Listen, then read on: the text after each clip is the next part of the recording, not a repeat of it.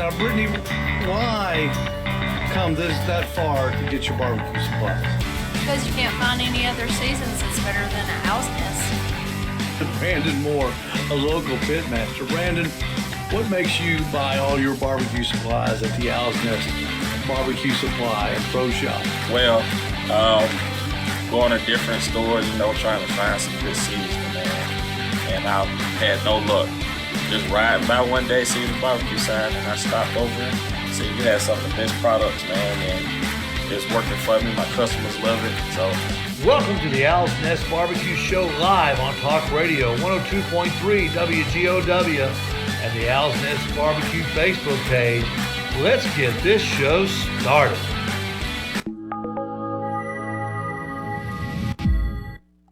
Hey, welcome to the Owl's Nest Barbecue Show, the Barbecue Show live here on Facebook and simulcasting to WGOW Talk Radio 102.3 FM here in Chattanooga, Tennessee. If you are watching on Facebook, if you want to listen on the radio on your computer, you can do that. Simply go to WGOW.com, hit the Listen Live icon, and you will be in the groove. We've got a great show tonight. First up, Robert Moss. Second up will be Tina Cannon from Noonan, Georgia. Robert Moss, of course, is the author of Barbecue, the History of an American Institution. And tonight we will be talking about Brunswick stew. That's right, Brunswick stew. Perfect wintertime, rainy day, overcast, foggy, outside. I don't want to go outside and play. I just want to bang on my drum all day type of stew. And we better go ahead and call Robert. It's a little late, Aaron. Calling Robert Moss right now. Getting him on the telephone. He will be with us shortly. Then we will join the radio station.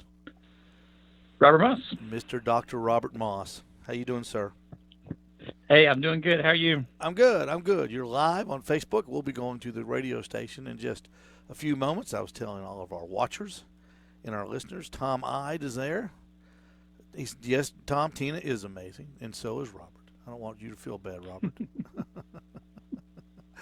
Robert Moss, author extraordinaire, Barbecue, the History of an American Institution. And I hope all of y'all watching at home have got your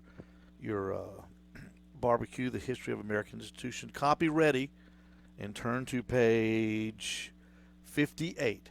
And that's where we will be starting. That's that book right next to your end table, right next to the Bible, The Barbecue History of an American Institution by Robert Moss.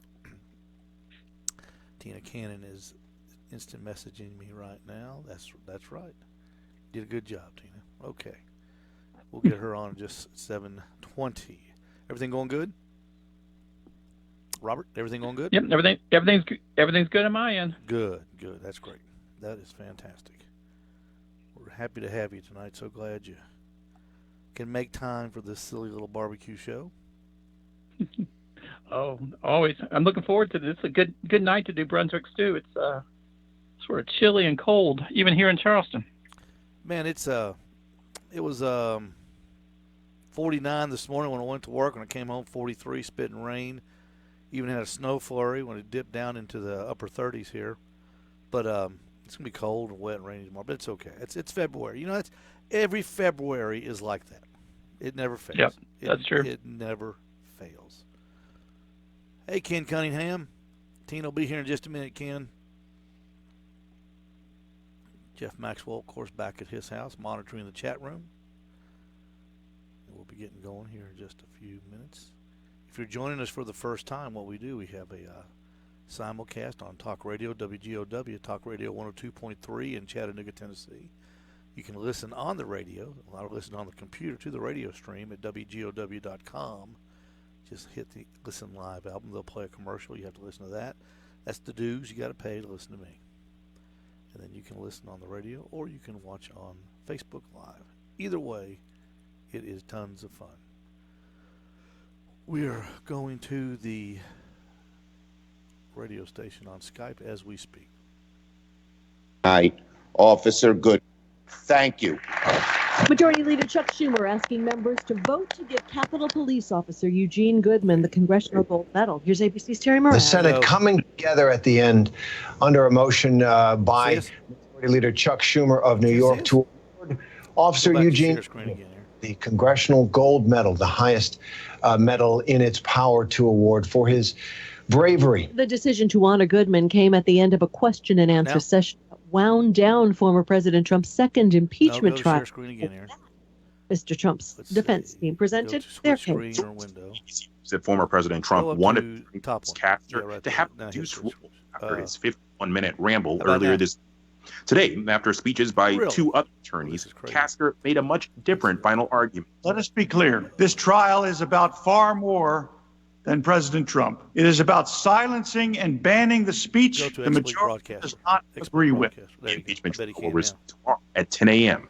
Alex Perchet, ABC News, Washington. The Pentagon increasing the number of military medical troops to help at FEMA's mass COVID-19 Traffic vaccine. still backed up on 27, do you know?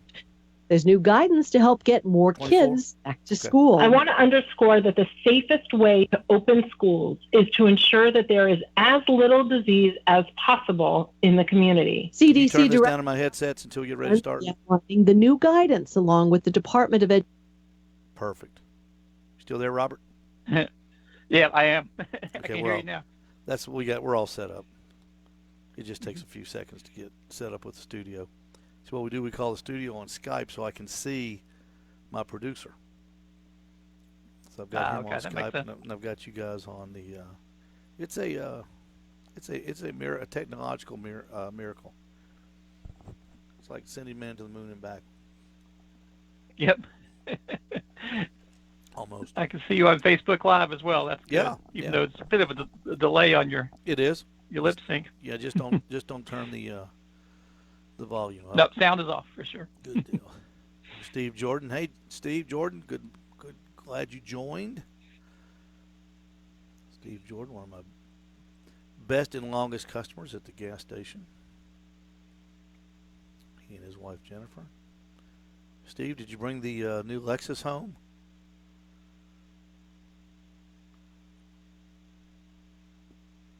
Did he just give us a signal? Okay. Okay, I can see you better now, Joe. Joe has a YouTube channel, Chattanooga Cowboy, or Chattanooga Burger Tour, I'm sorry. He and his friend go around to different restaurants here in Chattanooga and eat free hamburgers and tell people we'll give you a YouTube shout out. It's a pretty good scam going. I like it. I like it.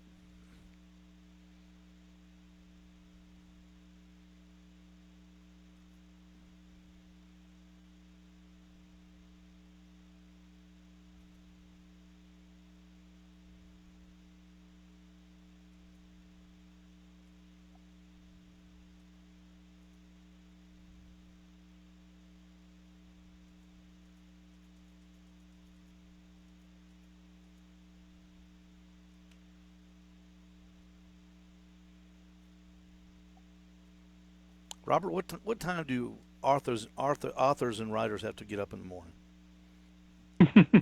Well, it depends. This one gets up pretty early. I typically do my writing first thing in the morning. Mm-hmm. So a long time ago, I got on the early schedule. So I'm usually up between 5 and 6. Wow, that's early. I'm impressed. Yeah.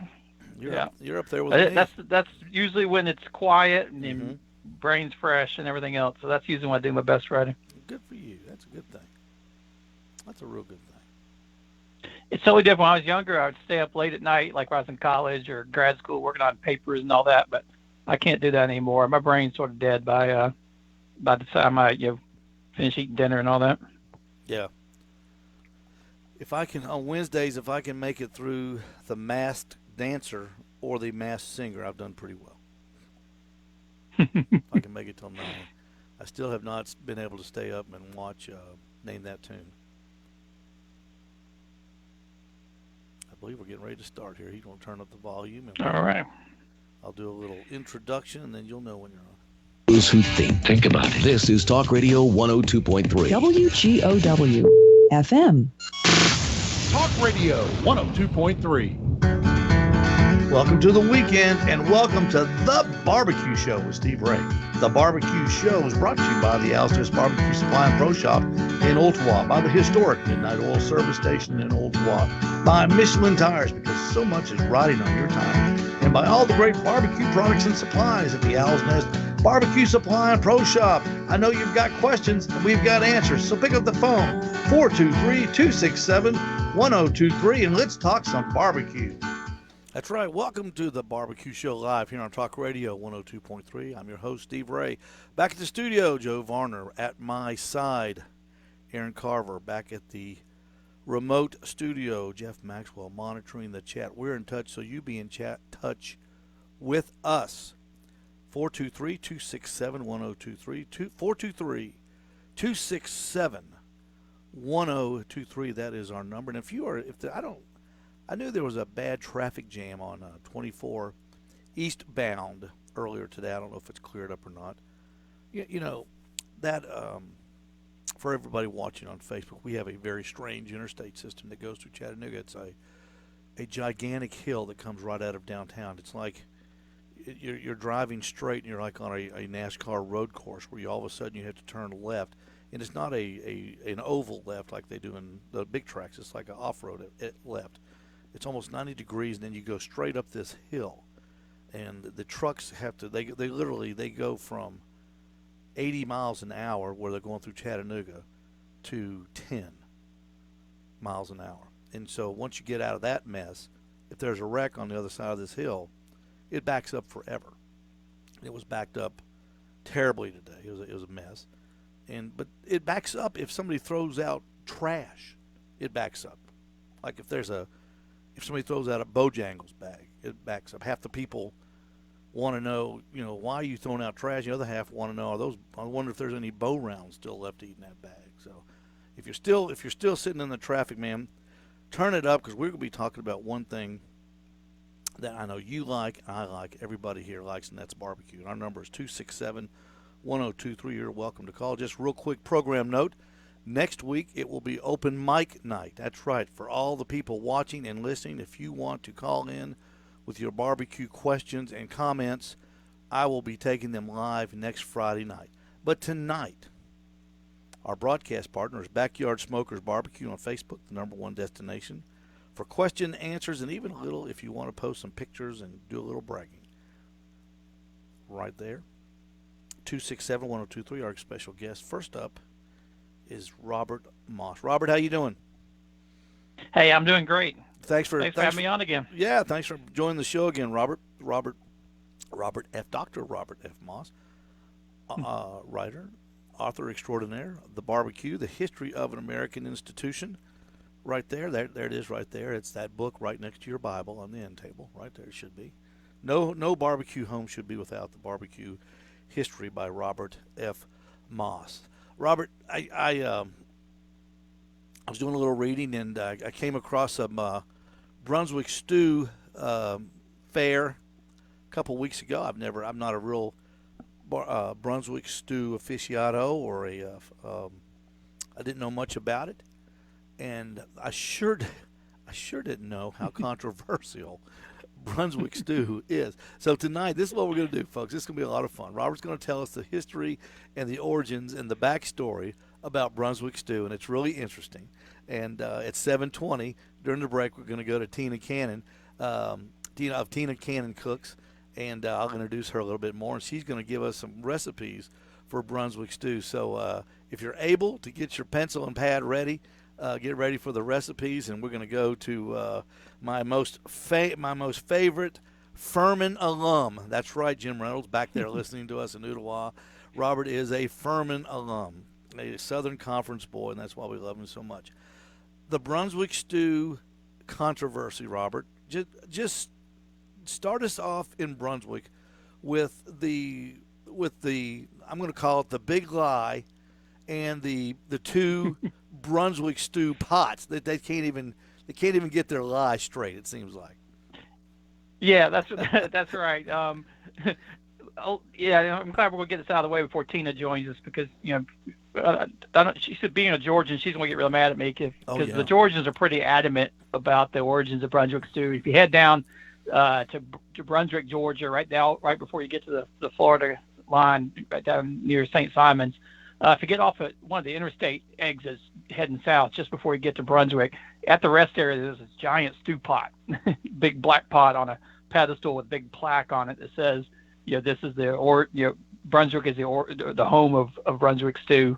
And if you know where to look in downtown Brunswick, in a little park by the river, there's a second stew pot, and this one's actually even older, and it's got a big pedestal as well, and it's carved in there, and it has a very specific date. It says that the first Brunswick stew, was made in this pot in 1898, and so you got these very specific pieces of evidence. So you think those are pretty solid, but unfortunately, those were erected much later.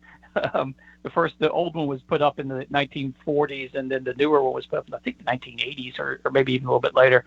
And unfortunately, that is incorrect, because the historical evidence is pretty clear that Brunswick stew did indeed come from Brunswick, but it was Brunswick County, Virginia, not the town of Brunswick in Georgia. Well, and everybody in Georgia is screaming right now because our signal carries down far, far down into North Georgia here in Chattanooga. They're screaming, "Liar, liar, pants on fire, you Robert F. Moss." And we've got the picture pulled up of one of the posts. I believe it's a picture that you took. And it's a big black pot. And what are they, about 40 gallons? Is that correct? I'm not sure of these exact pots, how big they are, but that would be about right for a big stew pot. Yeah, now that's the old one. Now that I see that popped up on the screen there. Yeah, that's the original monument. It was put up in the 40s, and that's the one that claims to date back to 1898. Mm-hmm. But it's just not true. And tell us about the Virginia origins of Brunswick stew. Yeah, it's pretty well established that Brunswick stew was around in Virginia well before the Civil War. There's references to it in newspapers dating back as far back as the 1840s, talking about Brunswick stews being cooked at various places in Virginia. Even in like 1855, there's a description of Brunswick stew, and it originated in the south side of Virginia, or South Side County, called Brunswick County, and really started off originally as a hunting stew, and specifically a squirrel hunting stew. So squirrel is the original meat that would go in the stew, and then over time people would add a lot of other things, onions and tomatoes and that kind of stuff, and sometimes we'll put chicken and other things in there if they didn't have enough. Didn't have enough squirrel. That's right. The squirrels were too fast that day. Yeah. But that's how it started off. Yep. It was well associated with Virginia straight for decades and decades and decades. So straight through the 19th century. I always thought, I thought Brunswick stew was a byproduct invention. I had no idea the origins were this old. I thought it was like something that from the 40s and the 50s maybe, when of the last century, where the barbecue store had some brisket left over, had some had some pulled pork left over, maybe some bacon left over from the day before, and just kind of put it all in this big pot with some creamed corn and some other stuff, and stirred it up, and that was the next day's special. And but apparently this was a standalone meal for a lot of these people, for most other people. Yeah, and that's right. In a lot of places you go, you'll find Brunswick stew where restaurants will use it exactly that way. They'll use it to use up whatever meat they had left over, pork, chicken, beef, anything can go in the pot. But that's not the case in Georgia. And actually, I have this weird theory that I can't exactly prove, but I'm pretty confident in, that is the Brunswick stew that they serve in Georgia is actually a cousin to the hash and rice that we serve here in South Carolina. It actually evolved out of that tradition, whereas Virginia had their Brunswick stew is a hunting stew that was made with squirrels, so two very different things. Hash and rice, and then some of the early Georgia descriptions, like late 1890s, early 20th century descriptions of Brunswick stew there, it's actually being made much like hash, which is with not the leftover meat from the night before, but the leftover parts from a big outdoor barbecue where you'd be, killing a pig, and cooking the pig on the pit. Well, what do you have left over? Well, you have left over the heads and the livers and the organs and all that kind of stuff. And there are descriptions from around the 1890s of guys in Georgia, making their stew with exactly those parts, which is exactly the way they started out making hash in South Carolina. The only difference is that there seemed to be some more vegetables added into it in Georgia, corn and tomatoes and things that you never see in South Carolina. So what I think is that they are both sort of descended from the same hog-killing barbecue type stew. And then people sort of started giving the name Brunswick stew to it after the Virginia version became popular. I can't prove that last bit, but I'm pretty confident that that's how it originated. Well, I would tend to believe you because I'm sure Robert probably doesn't recall because he's written so many books. But he, in his book on page 60, he even narrows it down to the person who probably invented it. In 1828 by James Uncle Jimmy Matthews for Dr. Creed Haskins of Mount Donham during a squirrel hunt. Matthews is generally identified as an African American and is described as a family cook, retainer, or manservant for Dr. Haskins, and sometimes more thanks, Robert. You quit using the word prosaically. Is that right? Is that am I close? I've never seen that word. I think it may be a typo. It's supposed to say precisely. As a slave owned by Haskins. So there again, the last time we spoke, we were talking about the African Americans in the beginnings of barbecue, and here we go that the person that is generally credited with making the Brunswick stew is an African American slave to this Dr. Creed Haskins. Well, that's been the assumption, though. That's actually not. I don't know that that's exactly the case. I think that's a lot of people working backwards have assumed that James Matthews was an enslaved man, but the early documents don't make clear one way or another. I think that's something you find later and work backwards, but it's possible for sure. But definitely, there's a bunch of stuff written about Virginia Brunswick stew right around the turn of the 20th century. So a lot of people working from memory from 60, 80 years ago. So it's a little bit slippery, but that is the stories that were written down, around 1900. And Virginia lays claim, and you can just ask Tuffy Stone, all those guys in Virginia, they lay claim to the original state where barbecue was first introduced to this country for the masses, don't they? Yeah, and I think they have a pretty good claim. I often will call Virginia the birthplace of American barbecue, not meaning that that's where that was the first time someone put a pig over coals and cooked it, because that was happening all over the place, down in the Caribbean, all up and down the coast. But Virginia is where barbecue really first became just sort of an entrenched part of the social life of one of the American colonies. Virginia was the original place where they would celebrate with what they call the barbecue day, which would be a full day of feasting all day long, and then it sort of spread from there down southward, southeastward along the Appalachian. So so certainly Virginia has a good claim on being the birthplace of at least the American barbecue tradition as it was practiced by colonial Americans. That Brunswick stew, I made my first ever Brunswick stew last Sunday, and I guess it was okay. I'd never tasted it before. It was it was good. I ate it. It tasted good to me. So, but that the consistency of it, in the movie Butch Cassidy and the Sundance Kid, when they make it back to Etta's cabin, and she serves them a meal, and she, that's got the black hanging pot, and she puts that old wooden spoon in there, and she clumps out two big clumps of it looks like Brunswick stew on their plates. In all the in all the cowboy movies, and that is probably, I guess, Butch Cassidy and his kid were around 1890, turn of the century maybe. But in all the cowboy movies, that looks like it's what they always eat when you show it. Like on the you're too young probably to remember this, but on the show Rawhide, one of Clint Eastwood's first forays into acting, he was Rowdy Rowdy Gaines. He, when they ate around the old camp wagon, chuck wagon, so to speak, they always were served this clop of looked like meat, vegetables, and it looked like Brunswick stew. So apparently, when this thing got started, it spread pretty quickly. Yeah, for sure. I do think the difference is, stews are all over the place. They've been around for forever. I think it's just put stuff in a pot and cook it until it's all that's what I'm saying. Together. That's my point. I mean, who, I guess it's just named after the county or the city where they thought it originated. But I guess you could call it Oklahoma City stew. I guess you could call it Carson City stew because they all ate squirrels back in those days. So hey, listen, we're going to take our first break. Robert, you hang on with us, okay?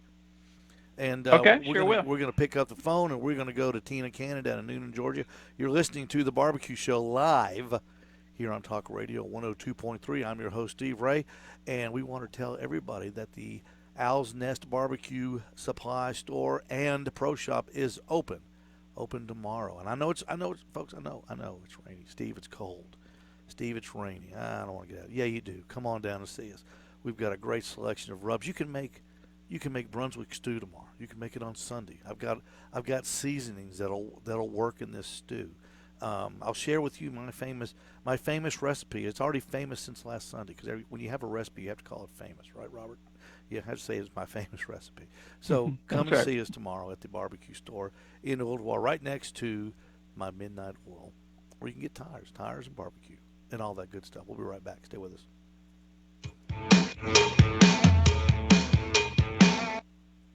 Oh, that was great, Robert. That was great. Oh, thanks. 404-606-8608.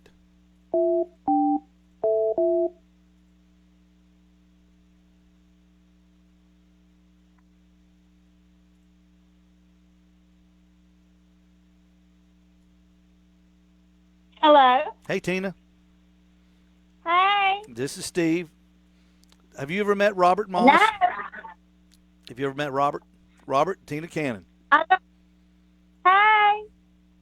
Hey, Tina. We've not met before, but it's great to talk to you. And certainly have seen you on the Barbecue Showdown. So excited to join you on the show.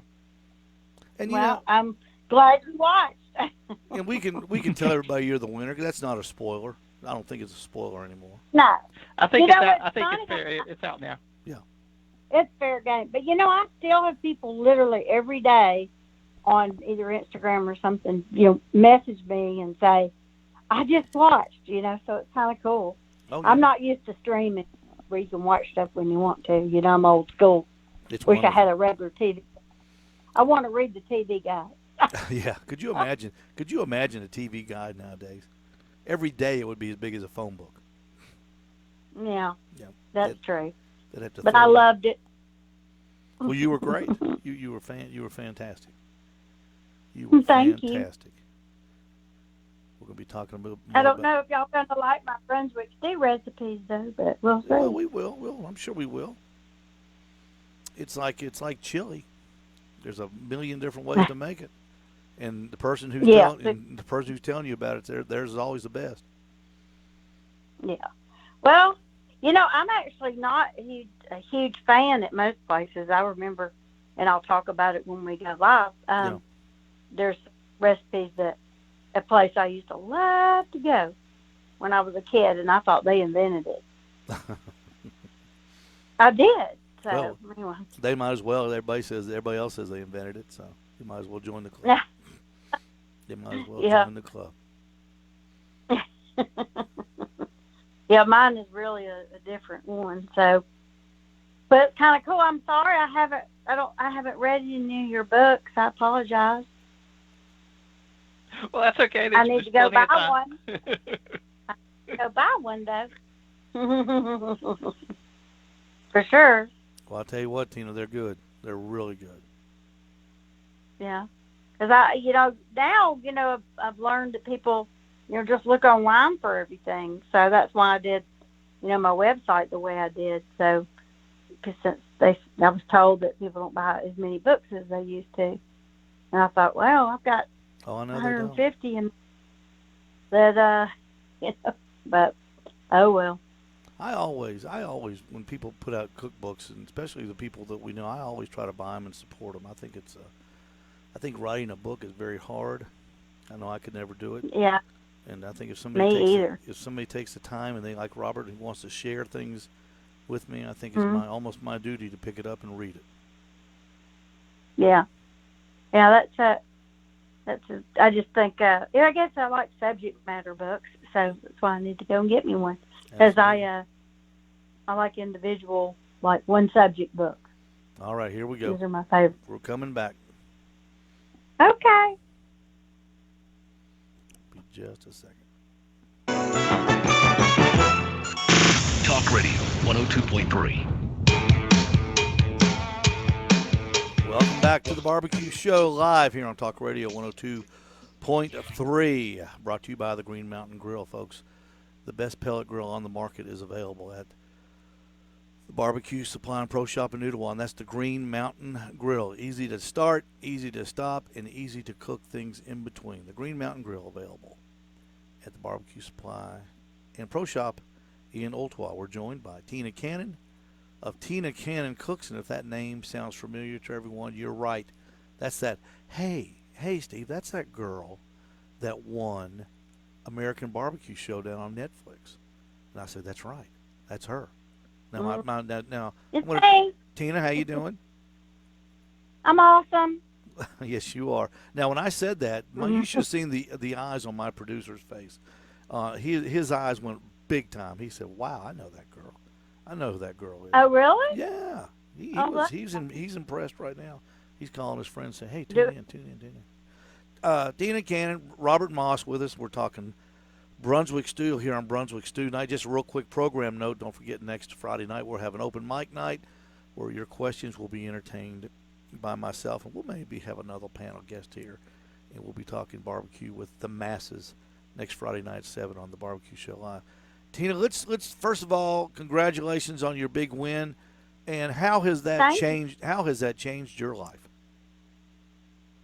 Well, even with a mask, I get recognized, which is kind of cool. Mm-hmm. Sometimes you have some little weird things that happen, but and then I've launched, a lot of things have happened. I've launched a website, kind of started a new business, and doing a lot of stuff like this, which is fun. And that's it. Now, when Tina and I, we met years and years ago at a barbecue contest. We've competed against each other several times. And are you anxious to get back on the barbecue tournament tour trail, Tina, with your husband Bobby? Yeah. First one's coming up the weekend. Is that the 5th or the 6th of March? So since COVID hit, it'll be the first contest I've cooked. So I did well at that contest. I've only cooked it twice before. I think I granded it once, and then I've got 2 or 3 calls the next time. So let's hope I can keep that momentum. But I'm rusty. I've been cooking steaks and lobsters and all kinds of other stuff, and probably not practicing enough for getting back on the circuit. Well, I think everybody's going to be I think the playing field will still be level, though, Tina. I think everybody's rusty, because I know a lot of I watch on social media all the friends that we have in barbecue. They're all doing different things now, just as finding ways to pass their time. That's what I even thought about last Sunday. I thought I would never imagine me making Brunswick stew on a Sunday morning. Usually I'm practicing something, yeah. But it was fun. And the money. And what about the money you save from your entry fees and meat? You know what I did with my... I know. I bought a Maserati. No, well, I didn't do that. But if you've been watching my social media, I built a filming kitchen. Yes, you did. Just to film my videos and stuff. So I guess, when you don't cook at a contest, you spend the money somewhere else. That might be a bad thing. Come June or July, everybody's going to say, "Hey, I don't have any more money. Last year I had money. I wonder where it all went." Hey, but let's talk about your Brunswick stew. Okay. I told Robert that mine was mostly 3 cans of corn. I did a pork loin, cooked a pork loin, smoked it, and cut it up real fine and put it in there for the meat. Let's see. I did 2 cans of potatoes. Let's see, the cream corn. I put in barbecue sauce, ketchup, onions, and mixed it all together and cooked it, and then put it on the smoker to simmer. Mine was pretty simple. So let's share yours. Well, everybody's got their pencil and paper ready because they didn't want to write mine down. They sure want to write yours down. I don't know about that. Well, the key is to lima bean or not to lima bean, or to cream corn or not to cream corn. So those are, you run into people that hate the lima beans, and there's a lot of different people that take the lima beans and puree them to give you that consistency. And that is the thing that growing up I did not like about Brunswick stew. I don't like the porridge-looking texture of it. And that's a texture thing. Even though it's all the same ingredients, it's almost like, the basmatic. You put everything in it, and, that the way I make mine would be more of pulled meat. I like more that texture, but it's the same ingredients. I just like the texture of the meat different. But traditionally, it's cut up, and a lot of people will use like ground chicken. But if you got a pen, I'm gonna give you mine. Okay, I am ready. I'm gonna write it in the margin of Robert's book on page 61. Okay. Okay. All right. So you'll use 2 cups of stock, chicken stock. Okay. And then a whole chicken cut up, all the meat. Whole chicken. About 3.5 pounds. I mean, or you can just chicken breast. And then you're going to use tomatoes, and I like mine spicy, so I use like Rotel, if I can say a brand. Yeah, that's fine. Or the one with chilies, whichever one that you like. And it's like they're 20. The cans, they're small, so it takes 4 of those. And then 3 or 4 potatoes, peeled and diced. I use fresh. Okay. And then 1 big onion, and I like a Vidalia. If you ain't got Vidalia, then use what you got. Yep. And I like cream corn, so you're going to use 2 cans of cream corn, and I use Del Monte. 1/4 cup of sugar. Sugar. And then, of course, salt, pepper. Yep. Hot sauce. I like a lot of hot sauce. And then a 1/4 cup of ketchup, a 1/4 cup of your favorite barbecue sauce. Okay. And that's really pretty much it. And then you add the lima beans last, because I'll use frozen. So you'll saute like your onion, and get it soft. And then, you've boiled your chicken, and you put the pieces in. And then any leftover pork you have, or brisket, whatever you got, throw it in.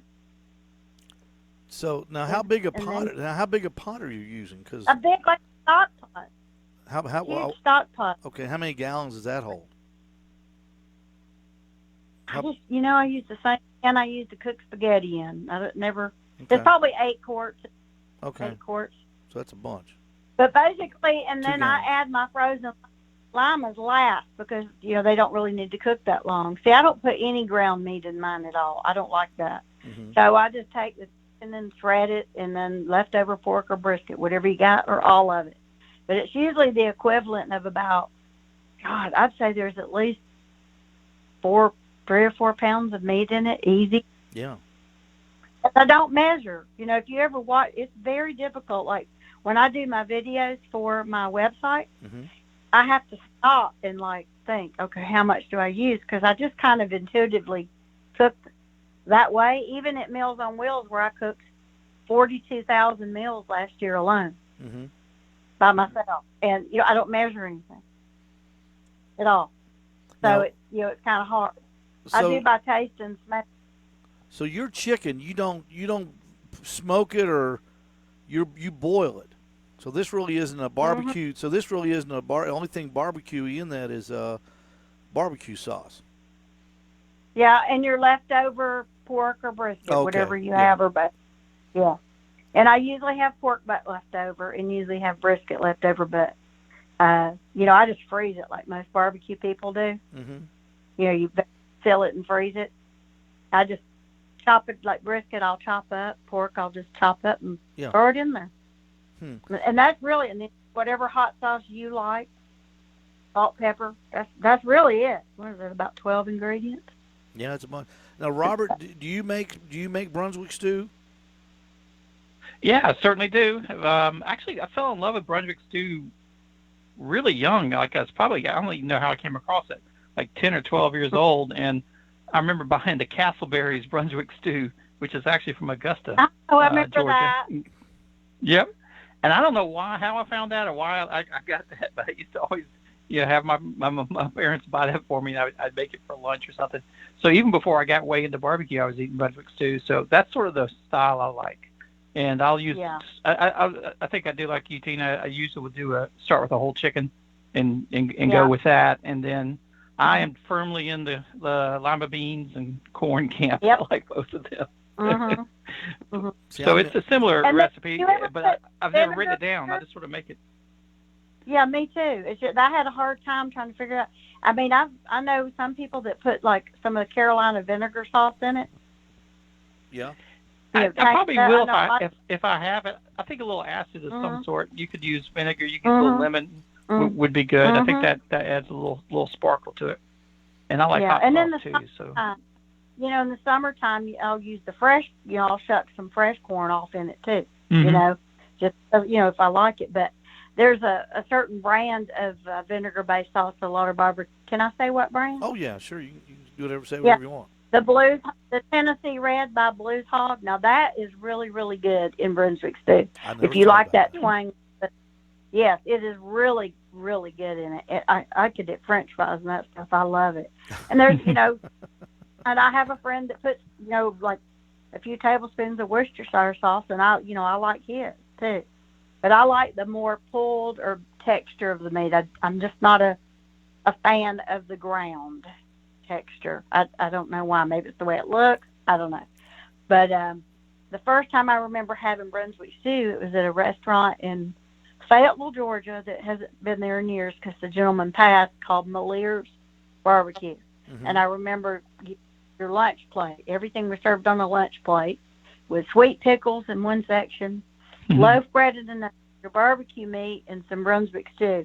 And then on their stew, they would put like some shredded or chopped, and sometimes it was chicken, sometimes it was brisket, sometimes it was pork, like on top of it. Mm-hmm. So it was almost like they made a creamy base and put it on it.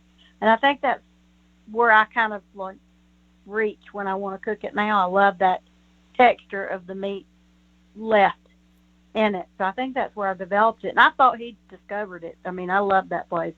They're the sweetest tea. You can stand up a straw. Your straw would stand straight up in it. Ooh, that was my first experience going there with my daddy and my grandfather when I don't know, elementary school, And I love that place.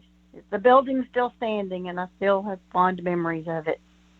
Hey, we're going to take a real quick break. You're listening to the Barbecue Show Live here on Talk Radio 102.3. Our guest, Tina Cannon and Robert Moss. We're talking Brunswick stew. Melvin Crosby writes in on the Butcher Barbecue Facebook thread. He says, I love your show, buddy, but my Georginess is getting riled up. People have been making meat stews since the first fire was invented. Real Georgia stew is run through a meat grinder. On the other side of this break, Tina Cannon is going to tell us what a meat grinder is. We'll be right back on Talk Radio 102.3.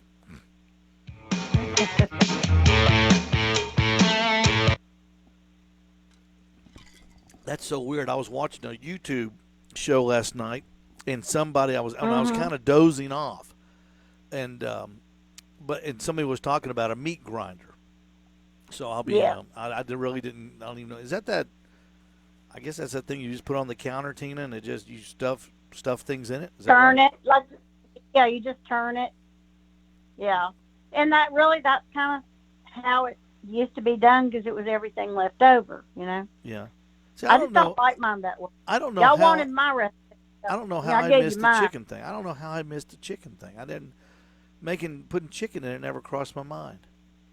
Because the two recipes. Really? Yeah. Well, the two I didn't. Well, most people I know put ground chicken. I just don't like that texture. I like my meat less. So if you boil your whole chicken, you've got your broth right there, your stock right there. Yeah. Then while your chicken's cooking, you just pull all the meat off, and then you just start throwing it all in. Well, tell me really what is the difference between porridge and stew? I've never thought of that. Well, I was referring to like a porridge consistency. And porridge what is like that? Like gruel. I mean, it's not something we eat. Some people refer to like different things like that, but it's not. I was just referring to as a consistency. I don't care for it, you know. Yeah, technically, I think a porridge is going to be made with like oats or some sort of grain, so that will be the base. Yeah, typically. But okay. There is a porridge. Meat. Yeah, there is a beef porridge, and it's you know, as different countries make it, but yeah, traditionally it's but it can be mixed. That's interesting. I don't. Yeah, and let me tell you what, I love my Instapot for Brunswick stew. Love it. Mm-hmm. And if anybody wants the direct recipe, because I kind of was just talking about it because I don't measure per se, I just like the stock pot. I know is 8 quarts, so I know roughly, you know, how much I put in it. But I could actually write down a recipe if you want to post it. I'll go look at my pot and see exactly how much I put in it. Robert Southern Soul Barbecue says hello to you. Yeah, if you want some good Brunswick stew, for sure go to Southern Soul. Those guys make some of the best around, and they're sort of Brunswick stew evangelists. Oh, wow. Griffin and Harrison, they travel all over, taking their stew pot with them for various festivals and things. I'm giving you make sure y'all clarify that the way I like it. I use the traditional ingredients. I just don't assemble it in the traditional way because I don't like that texture. Yep. You know. Southern Soul Barbecue. Southern Soul says again, castleberries. My mom used to doctor up a couple cans when we were growing up. Yeah, my daddy did it too, and they sold barbecue in a can too.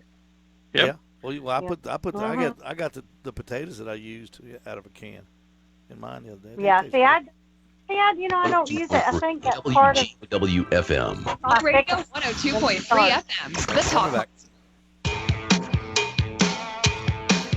All right, welcome back to the Barbecue Show live here on Talk Radio 102.3. We've got Tina Cannon from Tina Cannon Cooks, and we've got Robert Moss, writer, author extraordinaire of Barbecue, The History of an American Institution.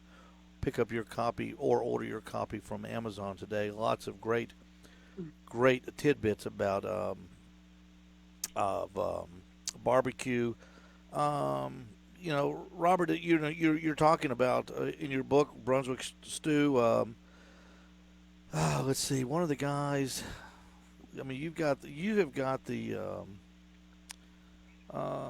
James Matthews is.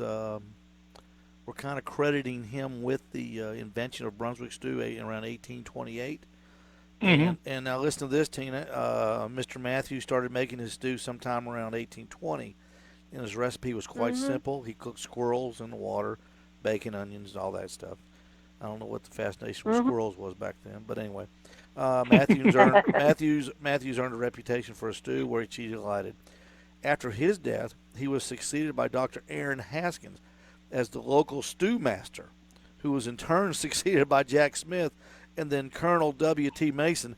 Robert, where in the world do you find the lineage that is equal to the lineage in the Bible, the begots of the Brunswick stew, for God's sake? Well, as we talked about earlier, that mostly is that all came from some newspaper articles, and there's actually a pamphlet that was published in the early 20th century by the whatever kind of tourism board or county commissioners of Brunswick County, where they basically went back and interviewed a bunch of old residents in Brunswick County, Virginia. And they got all the names from there. So I just dug that one up, and I think some old newspaper accounts, and I somehow got my hands on a copy of that pamphlet.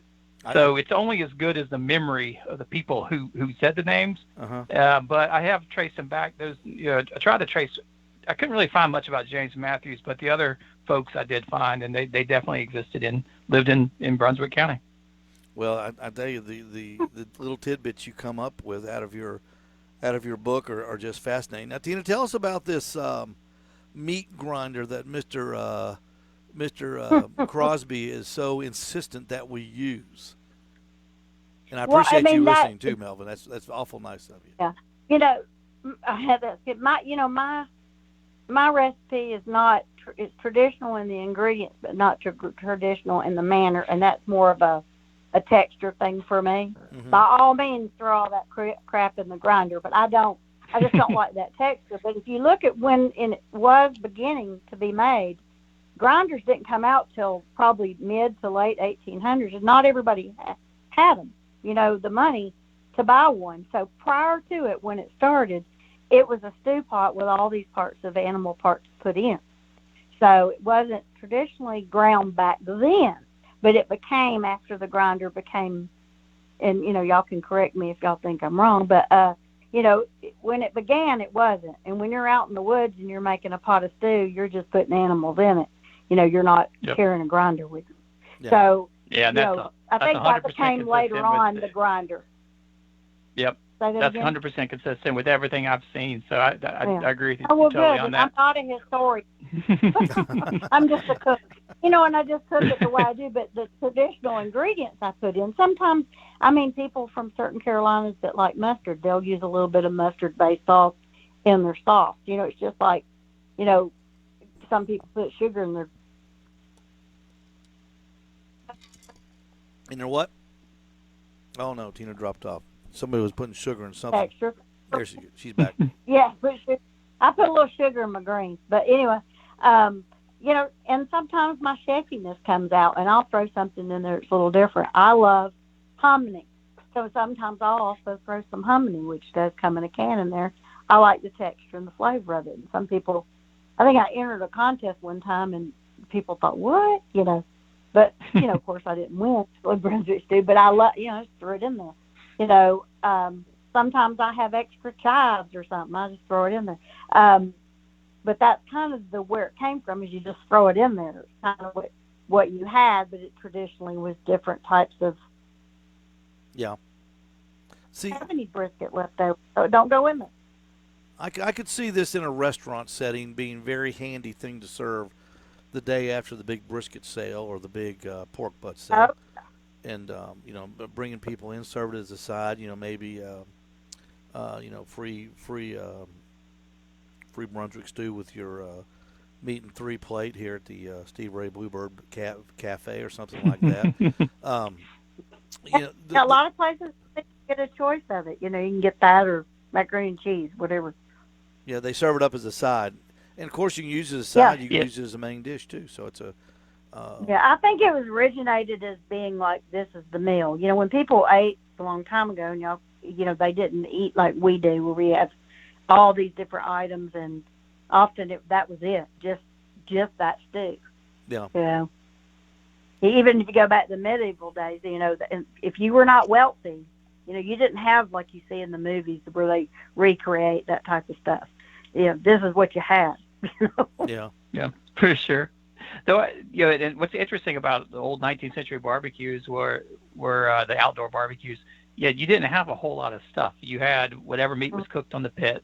In Georgia at least, by the late 19th century, you might have a big old pot of stew bubbling away. Mm-hmm. But then you would only have like pickles and onions, because you didn't have any refrigeration. It had to be things that you could serve outdoors. So they usually just had slices of just plain white bread that they put it on. I actually turned up this really great account of a barbecue in Georgia in the late 19th century, where it's actually a Yankee reporter had come down and was describing that the way you eat it was you'd actually you would take a piece of bread, you would put barbecue on top of it, and then spoon the Brunswick stew on top of the barbecue, and then just sort of fold it together and make a sort of impromptu sandwich. So apparently a lot of people in Georgia at one point were using it as a topping for their barbecue, which is not something I've seen. How good would that recently. be? How good would that be? It certainly could not be bad. I mean, there's no way that would be bad. I never thought about that. Yeah. And with a side of macaroni, I expect that. Robert, that'll probably show up on Couch's menu next week. It may put it on baked potatoes. Yeah, I never thought about that. Baked potatoes. That would be another unique a setting for.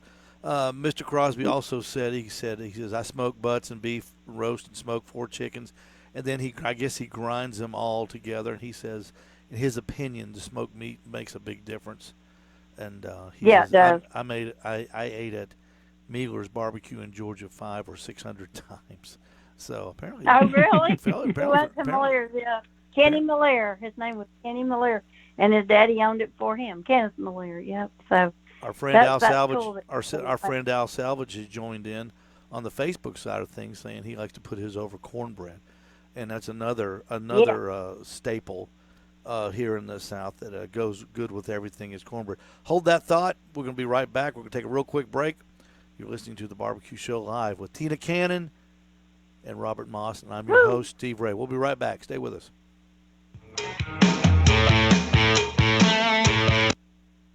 I told you, Tina, it flies by. Yeah. Steve Brown checking in. Uncle Steve's Rubs Shakes. Good stuff available at my place, the Owl's Nest Barbecue Show. Hey, Robert and Tina, when we sign off from the radio, y'all stick around, okay? We do a little 5 or 6 minute wrap up on Facebook for all the nice people that have been watching on Facebook for us.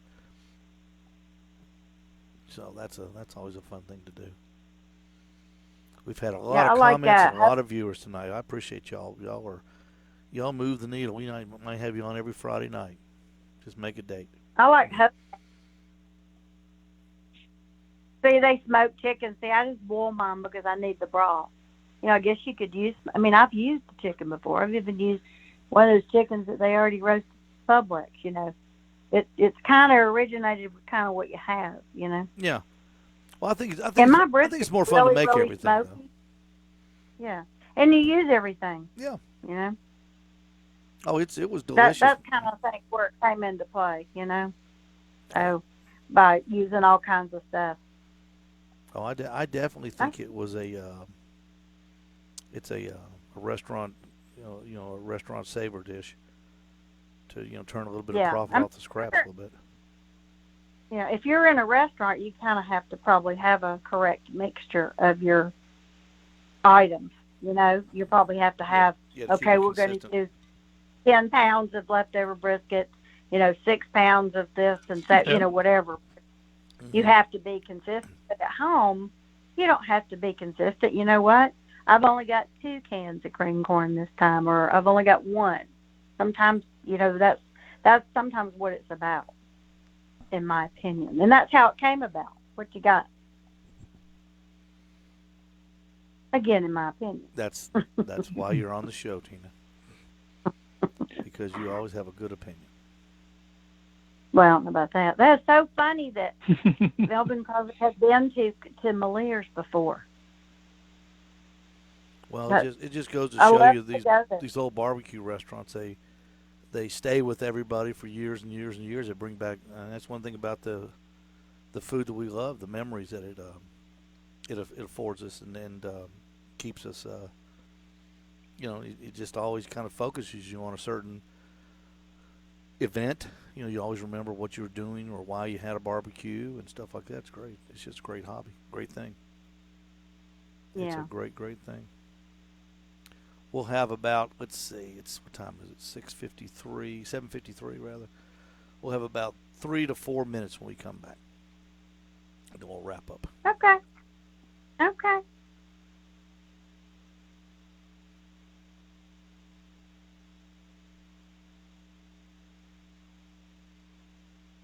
I'm trying to look at your book. It's Sport Talk on 102.3 FM. Talk Radio 102.3. Welcome back to the Barbecue Show Live. Yes, she does, Bobby Cannon. She has a lot of opinions. Our guest, Tina Cannon, and Robert Moss, author of The Barbecue, The History of an American Institution. Pick yours up. Order yours today from Amazon, where all the books are sold. It's a great book. You should have it on your nightstand or your end table because it's a good read. Always something good in the book from Robert Moss. Tina Cannon, of course, from Tina Cannon Cooks. We've been talking about Brunswick Stew tonight. Tina, real quick, for the people here listening to you in Chattanooga, you are the reigning champion of the American Barbecue Showdown on Netflix, an extremely popular series on that platform.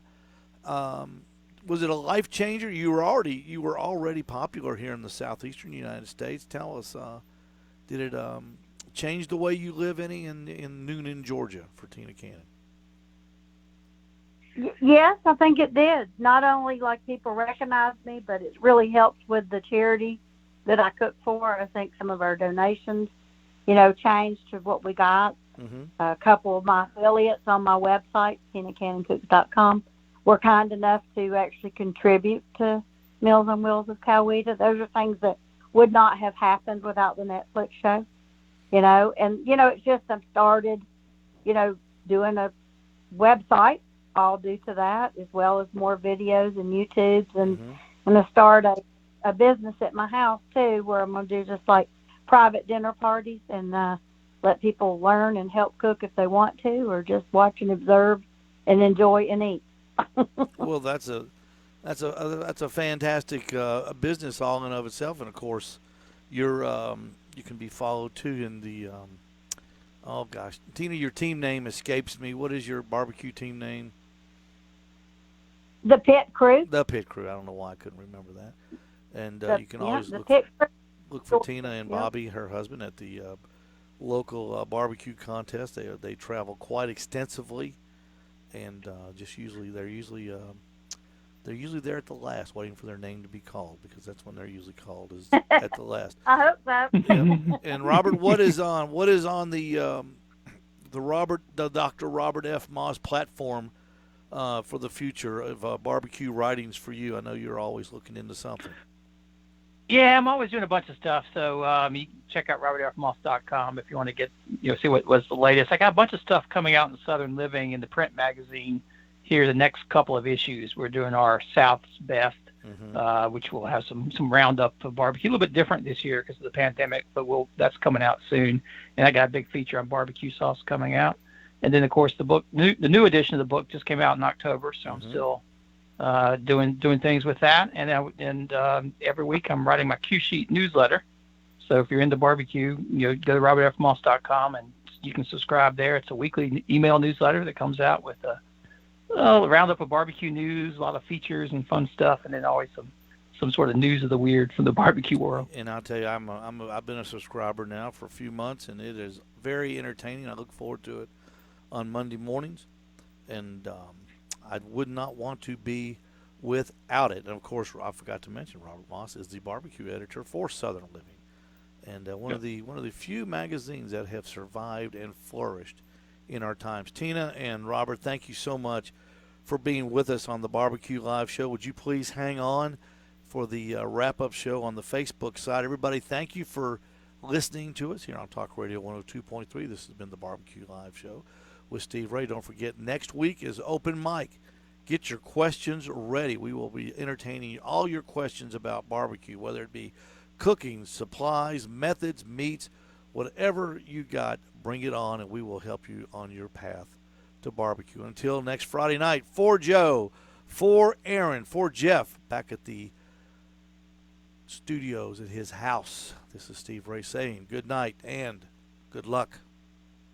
Let her rest in a hole in the... Thank you, Joe. And he is gone. All right, we are back live here on Facebook with Robert F. Moss and Tina Cannon, coming to you live from Ottawa, Tennessee, on a cold Friday winter night. But it has been a joy having you two here with us. Robert, you and Tina have never crossed paths. I find that hard to believe. As much into barbecue as both of you are. Well, not yet. I read Southern Living all the time, and I probably just don't read, who wrote it. Yeah. But I mean, that and Cooks Illustrated and Savour, my favorite 3 magazines ever. It's the only ones I physically still get. Robert, I can never remember going to my mother's house and the current edition of Southern Living isn't somewhere laying out in the house. She still gets it. Yeah. And what a wonderful magazine it is, still is, and it really it really takes a snapshot of life here in the South every month, and it's just a wonderful publication. I know you're honored to be a part of it, but I tell you what, it should be honored to have you as writing it because your work in it is just great. Oh well, thanks. Yeah, it's amazing how we just celebrated the 50th anniversary a couple of years ago. It's amazing how much it stood up, and it's of course changed a lot over time. But you're right, it is amazing how that's still the one magazine you go to people's houses. It's there on the coffee table, and I can't tell you the number of times when somebody will say, who doesn't even know I write for them, will say, I was flipping through Southern Living and I saw your name. Is that you who wrote that? And I'd say, yep, it sure is. That's and me. he didn't know I wrote That's where one of the checks comes from. That's right. That's right. That's exactly right. Tina, what any more television on the horizon for you? Any barbecue television in the works?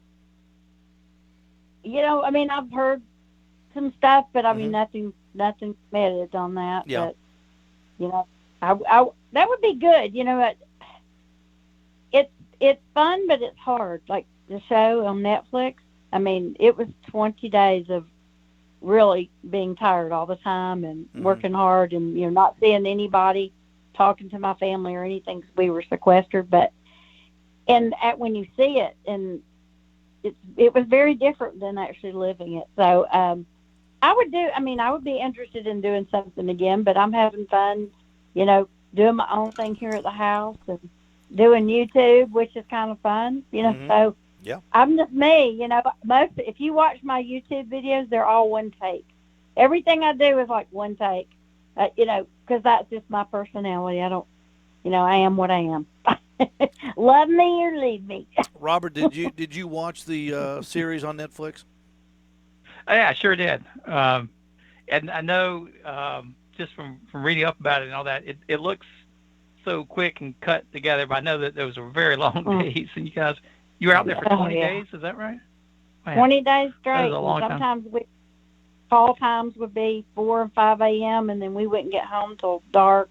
You just don't know. It's around the weather and the union people that are on the crew, and it has a lot more to do than us on the show itself. There was a lot more going on than just us. So I guess this August will be a year that when you filmed it, correct? Is that correct? Yeah, actually, it was September a year ago when it aired in September. It had already been a year, and it was supposed to have been put on sooner, but COVID hit and things happened. So I guess it got delayed for that editing, because editing houses closed and stuff like that. So, and a lot was edited out that I'm surprised they didn't air. I was really surprised. Like one whole challenge was totally omitted. Oh, wow. Did you still stay in touch with any of the other contestants? A few of them I do, yes. A few of them I do.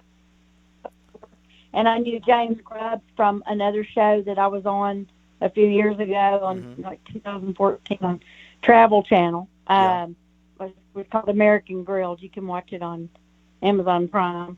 I won that one too. I know. Anyway, but I met him there, and I've been in touch with him ever since, and Miss Sylvie ever since. Other ones not as much. Every now and then, Shotgun. I watch his videos. He's hysterical. Yeah. But that's the main one. Well, that's where I first saw you was on the American Grilled series, and then when I got really? Yeah, that's when I first I said I've seen her name, because I was just then getting into barbecue. I was like, that was the first year that I was even interested in barbecue. And I saw your name, and I saw it popped up. And Robert, I tell you, I was like a schoolboy when I got to meet her in Rome, Georgia. I was just like, wow, that's Tina Cannon. I told her, I said, I saw you on the show. You're very entertaining, and I always appreciate the entertainment value of those shows, and what they give me, because I love watching them, and I know they're hard to do. But I think the entertainment value that they bring to people like us that are interested in food and barbecue, I just think it's a wonderful thing. And I really was all you guys, from Myron Mixon on down, Tina. I just think the world of y'all. It's amazing how much those the shows have really been so super influential in sort of barbecue becoming so popular in the last 10 years or so. It's hard to imagine that, the impact that the shows have had, just because it introduced barbecue to a whole new crop of people, some of who just watch, but a lot of them will go out and, buy grills and then start cooking and join, go out to competitions and everything. So they've really been a driving force, I think, in the sort of our 21st century barbecue revival. Oh, that's what made me decide to do it. That's exactly watching Pitmaster on TV. Mine too. That was me. I never, Tina and Robert, I didn't even know there was such a thing as a barbecue contest. I had no idea. I didn't even know people did that. And then when I first saw it, I was watching a rerun of season 1, one of those marathons on. I think that was before it was Discovery America, when it was on. What was it on, the Learning Channel, I think? And I went, wow, people do this. I said they're out there smack talking. That's what I liked, because I like to cut up and have fun. And I said, wow, this guy, this Myron Mixon guy, I said, he's the meanest guy in the world. And you watched it, and then when Tuffy left something, I think one episode he left the sauce off of something, and he was almost crying, and it was just fantastic. I mean, the entertainment value alone was just unbelievable, and that's what got me into it. And I tell you what, once you get into it, right, Robert, you're hooked. I mean, this thing's a big fishing pole. It hooks you. It's kind of like, because you get to buy all the neat stuff and accumulate some gizmos and gadgets, and everybody likes to talk about food, especially the past year. It's yes. It's introduced me to a lot more food. I was never a cook. I was never even interested in food, and I've really gotten into, and I do like cooking on the grill. I like cooking outdoors, and macaroni and cheese, meatloaf, and things like that. So it's a great lifestyle. If anybody's watching, listening, and you're just wondering, is it really that much fun? Do you collect smokers now and grills? Yeah. Oh yeah. I've got a ton. Got a ton, and I even sell them. I sell them now, and that's what's I know in your store. I've turned it into a little business up here, so that's kind of fun. And of course, I picked up Scott's line of smokers too, Tina. I'm selling his smokers. Oh, you're. Yeah, I'm a dealer for Scott. I sure am. I'm a dealer for. I've got 3 limos and three. I've got 1 limo and 3 limo juniors. Of course, I cook. I cook on one of his in contests. Yeah. Just like you. You got a barrel? What about his barrels? I don't. I'm going down next week to pick up my. I've got him building me an orange limo junior, and I'm going to pick up some barrels while I'm down there. Well, tell him to get my barrels ready. I will tell him that. I will. No, really. I will. Now you got more pull with him than I do. I've got to wait on him. You probably call down there and tell him to get with it. Robert, do you cook? Do you cook a lot? Yeah, especially this year. I haven't traveled anywhere. Normally I'm traveling all over eating barbecue, and so I used to not cook all that much, but now just about once a week I'm out back. Nothing super fancy. I'm a little old school and just doing, pork butts, ribs, chicken, that kind of stuff on just a beat up old metal smoker. I was gonna say, what is the Robert what is the Robert Moss vessel of choice? Well, I've always just used these the cheap old metal sort of grills that you can get at just Home Depot or wherever. But the thing is, I do direct heat. So there's ones with little doors in the front where you can put coals right down the bottom, and then cook everything just over the coals. Sort of like it's sort of the way you would cook here in the Carolinas at some of the classical joints that have either the cinder block pits or the metal pits. Very different than I had off-spit smokers in the past, but that's the way I like it. It's a little bit different when the meat, the juice is dripping down the coals and all that kind of stuff. So that's sort of how I do it. Have you cooked on any barrels yet? I've never done a barrel myself, but everybody I know who has one just swears by them, especially for ribs and things like that. They just say they're great. They're so really I may have to take one of those up. I just sort of like, for me, the process is sitting outside on the back porch for a nice afternoon. that's the key for me. Oh, absolutely. What Are you a hot and fast cook? Hot and fast cook? Yeah, I'll do a little bit of both. It'll depend upon what I'm doing, but I do like to just, what I call wood roasting, which is cook just like you would in the oven, 350 to 400, and then you do whatever, chicken, do a pork roast. That's one great way to do it, especially if you don't have all afternoon. But then if I do have time, I'll do the full 12-hour pork shoulder or something like that. Now, Robert, what do you think about pellet cookers? I have some friends who have them, and the meat that they make is great, so they definitely cook great. I've never really wanted to invest in one just because, like I say, when I do it, I like being active. I like shoveling coals in there and doing that kind of stuff. So it's just a different aesthetic. Now, if I was in a position where I couldn't be out minding the pit all day, those are great because the friends of mine who have them will be over at their house, and they just go out every now and again and check on it, but mostly it's just sitting there cooking away. And but I think the barbecue comes out of it's really, really great. Tina, have you cooked on a pellet cooker? Yeah, I have 3 pellet cookers right now. Okay. Do you cook in a contest? I love mine. You cook during a contest? I've cooked. Yeah, I used to cook chicken in KCBS and then my loin in the GBA on a pellet cooker, which is, it's crazy. I remember when I first started on a Weber, and I thought, I'll never, I'd look at other people cooking like on a gravity bed, and I'd turn my nose and go, I'll never do that. Well, then I got a gravity bed, and I said, I'll never cook on a pellet cooker. Well, now I got 3 pellet cookers. So, never say never. Did y'all see the other day what I got new last week? I got an Orion cooker. Have you ever heard of those? What's it called? An Orion. Yeah, I've heard of it. Tell me, is that it was the craziest concept in the world, and I thought, no freaking way is this going to work. And the guy that delivered it, I thought it was just a delivery guy. Went and he helped put it together. He was the inventor of it. The guy that showed up at my flipped out because I thought he was like a warehouse I know, I'm so embarrassed. And he set it up for me, and and I cooked a turkey on it for the first time, and it was the most unique concept. And you got to be careful, kind of like with old Weber bullet style. You got to be careful about over smoking. How does it work? It's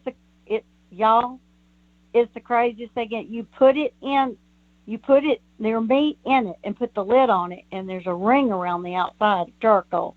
He told me to buy matchlight charcoal, which I about fell out because I don't, no way.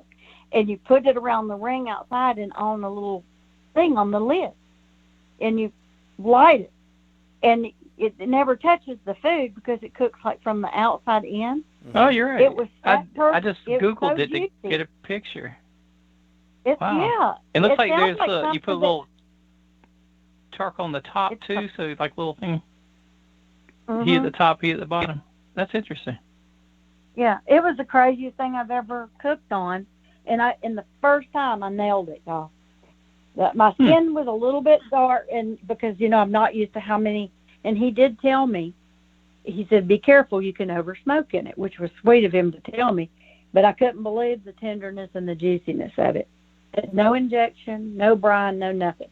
I put a rub on it. I put that thing in there, put the lid on it, lit it, and like an hour, and it cooked by time.